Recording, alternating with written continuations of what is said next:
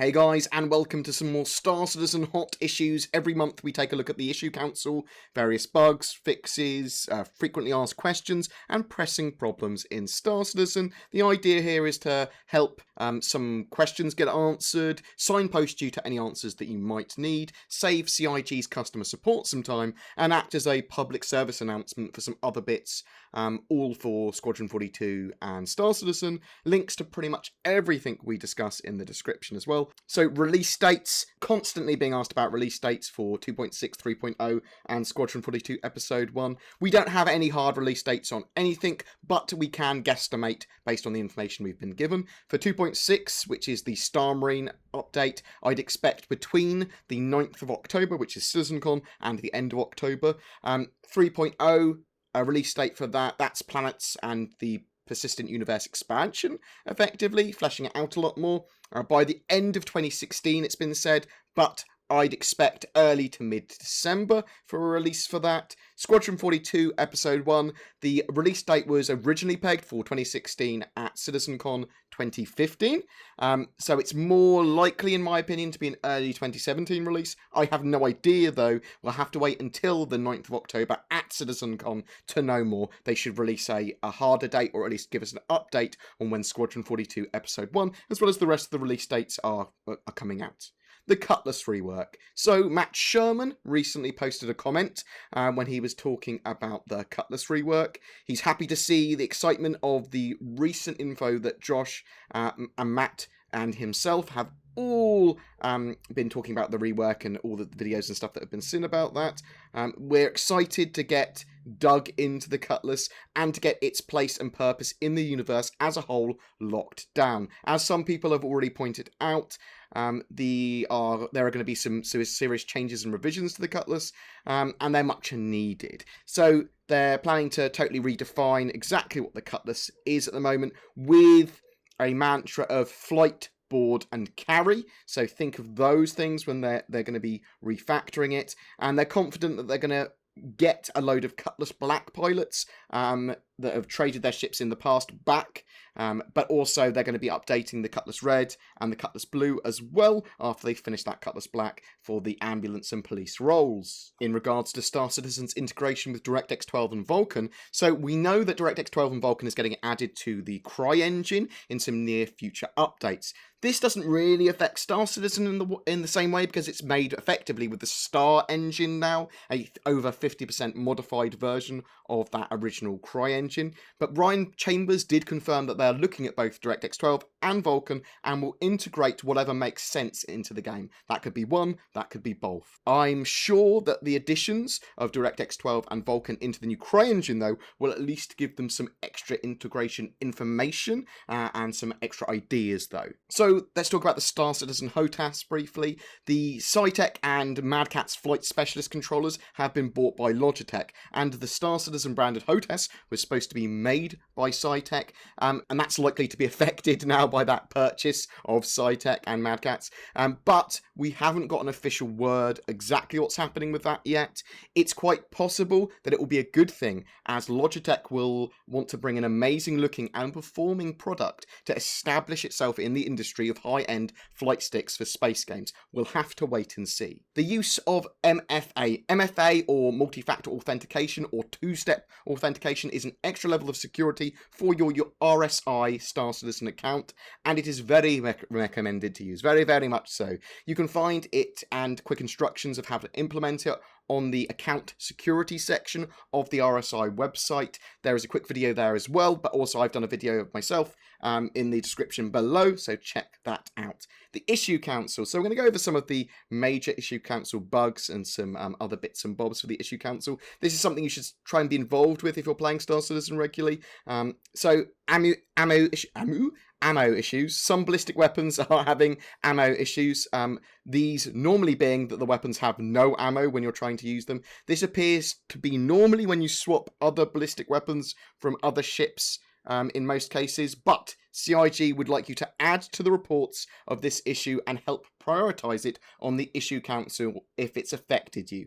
Avoid homebrew fixes, if possible, as this is counterproductive to the whole issue council and bug reporting features for Star Citizen. It's also worth checking out the front page of the issue council from time to time to see the current bugs and to help prioritize those bugs and their fixes. It gives you a bit of power in choosing what bugs to address first, especially if one's particularly annoying for you, or you think you've spotted one that no one else has. As well as either CARTI and PTU wave testers being based on your participation in the issue council. So you're more likely to get chosen earlier for PTU waves if you're very active, and you might be offered the chance to be an EVA CARTI tester, getting patches much before anyone else. You don't have to be the first to discover a bug. Helping with prioritization, seeing if a bug's invalid, adding to a bug report is awesome too, and is checked out, so don't worry about if you're not the first at reporting a bug. Do try, though, to double check to make sure that your bug that you're reporting hasn't already been discovered. If it has, add to that bug report. It all still counts. A couple of other issues in the issue council that I noticed and that seem to be quite common. Mouse getting locked when you're respawning. Some people are reporting unplugging and replugging your mouse in or restarting the game is the only way to fix that.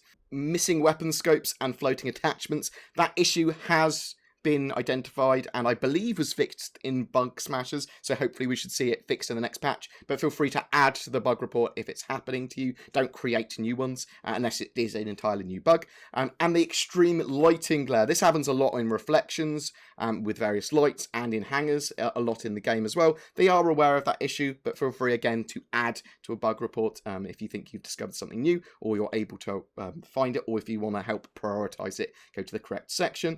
FPS weapon issues. So there are lots of FPS issues with views getting locked horizontally, weapons not being pulled out properly in FPS. Try changing your stance with V or pulling out another weapon to help fix that, or switching from third person with F4 back into first person. Again, if these issues affect you, please report them on the issue council or in the appropriate areas of the issue council, or add to a current bug report. User.cfg and performance guide. So I want to clarify some stuff with this. In regards to homebrew fixes, I publish a lot of quite popular Star Citizen performance guides on how to modify your user.cfg. If you are using these, please be aware that they can cause their own bugs and issues. I do not recommend them in use in PTU or public test universe kind of patches, because they can cause loads of random issues. You are editing files in an alpha game after all. But if you encounter a bug, and you're using a user.cfg, or you've modified any of your files in your Star Citizen folder, removed them, added files, whatever, please, before reporting it to the issue council, double check to make sure that you can repeat the bug without those modifications. Then report it on the issue council. I think that will help a lot of people out as well. But yeah, just be aware that changing some of those files can cause extra issues, and they are quite high level changes that you're doing. The in-game tutorial is still currently disabled. It will get reactivated at some point, but again, I've got videos covering tutorials for flight, ground combat, and all that jazz. Links in the description below. Subscription perks. If you're missing your rec or other subscription benefits, they will kick in inside a 24-hour window after you've purchased a subscription pass. Passes offer an immediate benefit, whereas monthly plans will offer periodic benefits based on every month you complete that subscription plan. So just bear that in mind. Packaged UEC. Do you have missing UEC on your account because you have purchased a package that has UEC as part of it? Don't worry, that will be credited to your account when the game's released. It isn't a mistake. It's supposed to be added to your account when the game's actually fully released, so you have to wait for that a bit longer. Is Star Citizen pay to win? I also want to talk about lifetime insurance and ship sales. So Star Citizen isn't pay to win. You only need a game package, which is $45 to get access to the game, and everything will be obtainable in-game once the game's released. Nothing is locked out because you didn't buy it with real money. In fact, ships and weapons are even rentable now with rec and in-game currency that you can earn from playing Arena Commander in-game. Concept sales that you'll see pop up from time to time are to help further fund the game and expand the ship catalogue and for more future features. These normally come with lifetime insurance, or LTI as it's also called, as a extra perk. Insurance for most people will be something that they need to purchase for their ship at a small cost of in-game credits from time to time. Lifetime insurance is by not any means essential, so don't worry too much about it. It's a nice little perk to have, but it's nothing super important. It's not game breaking. And finally, there is links to shopping dates for merchandise in the links below too. So please check that out if you purchase some merchandise and you want to know when it's coming to you. If you have a comment on any of this stuff that I've talked about in this video, please give me some feedback. Please tell me stuff. All helps. If you've got any other issues or questions, drop them in this video. I'll try and answer them where I can. I'm sure other intelligent frequenters to my channel will also be able to help you. If you do comment on any of my Star Citizen videos until the end of September, you have a chance to win an Argo MPUV or that Star Citizen budget PC I made a while ago. I'll put a link in the description to that $100 building your own PC guide in the description again.